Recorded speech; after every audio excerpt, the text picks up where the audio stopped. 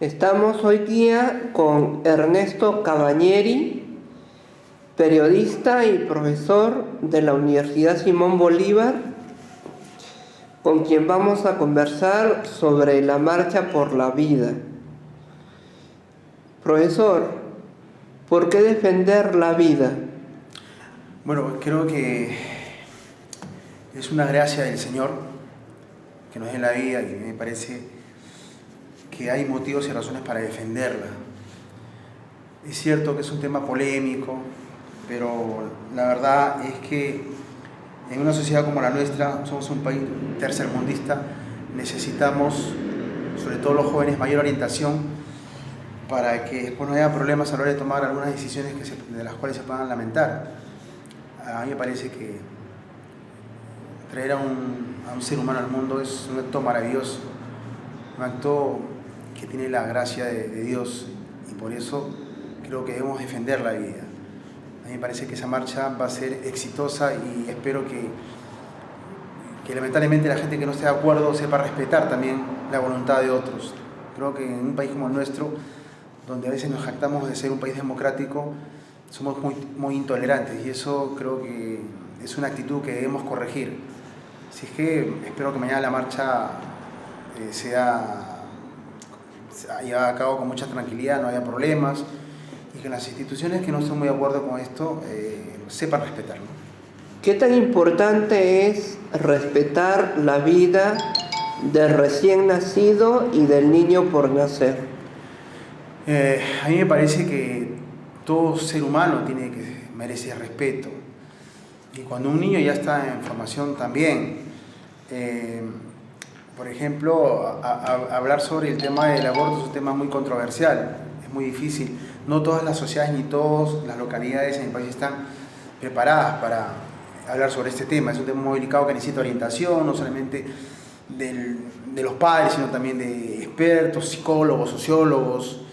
Es una situación que se torna compleja precisamente por la poca orientación que tienen los jóvenes, y a veces creen que ellos optar por el aborto es el camino indicado, cuando realmente también eso es un acto de irresponsabilidad. Entonces yo creo que si no tenemos una educación adecuada para nuestros jóvenes, difícilmente podemos entender situaciones como esta, ¿no? En la Marcha por la Vida también se aborda lo que es la ideología de género. Se batalla contra la ideología de género. ¿Cree usted que es malo o bueno exponer a los niños de transición primaria y secundaria a una currícula escolar dominada por la ideología de género? A mí me parece que eso es un concepto muy particular.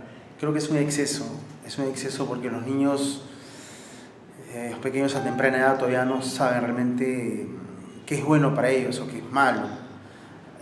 Creo que si un niño tiene la figura de la madre y el padre, probablemente crezca con un mejor sentido de lo que es la familia, y la familia es el pilar fundamental de toda comunidad. Entonces hay que tener mucho cuidado, mucho tacto con eso. Vamos a citar un ejemplo sencillo. Yo no sé si un niño o una niña que vaya a una festividad del colegio con dos papás y que uno de ellos haga de mamá, realmente puede ser algo prudente, que vayan con dos mamás y una de ellas haga la función de padre. O sea, entonces el niño puede terminar confundiéndose. Creo que el niño tiene que crecer en medio de una situación tradicional, me parece, con la mamá y el papá, y si no está, por ejemplo, la figura del papá, a lo mejor el abuelo o un tío que ejerce esa figura, pero el niño necesita eso.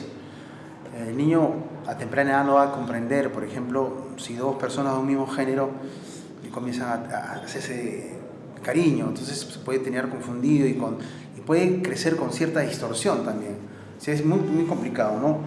Desde mi punto de vista es muy arriesgado este tipo de situaciones que en algunos, incluso gente del gobierno, no sé si de este gobierno, pero sí del anterior gabinete, están orientados a este tipo de de tratamiento de la información para los pequeños, tanto a nivel primario como secundario. Entonces yo creo que hay que tener mucho cuidado con eso.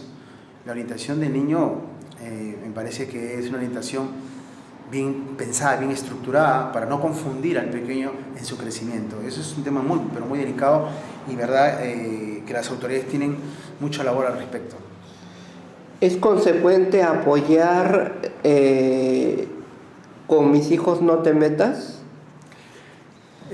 Yo creo que sí, así como muchos organismos y organizaciones tienen la libertad de expresarse, yo creo que la gente, Mis hijos no te metas, también está en todo su derecho. Hay que ser un poco tolerantes y respetar a las entidades, instituciones que en alguna medida quieren hacer sentir su voz con este tipo de actividades como una marcha. Entonces yo creo que yo no veo ningún problema que existan este tipo de manifestaciones en nuestra sociedad. Creo que nosotros tenemos que aprender a ser tolerantes también en ese sentido. ¿Qué tan tolerantes podríamos ser, según usted? Bueno, eso es complicado. Tú sabes que todas las personas no piensan igual, todas las instituciones, las empresas no piensan igual.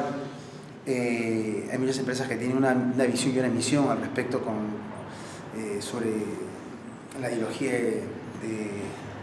y el pensamiento de su empresa. Entonces es difícil, y en la sociedad también, no todas las sociedades son tan open mind para poder manejarse dentro de determinadas estructuras, como a veces vemos en países europeos o en Estados Unidos. Es muy complicado el tema. En un país como el nuestro, que todavía no alcanza esos niveles, la situación tiene que contemplarse con pinzas. Muy complicado.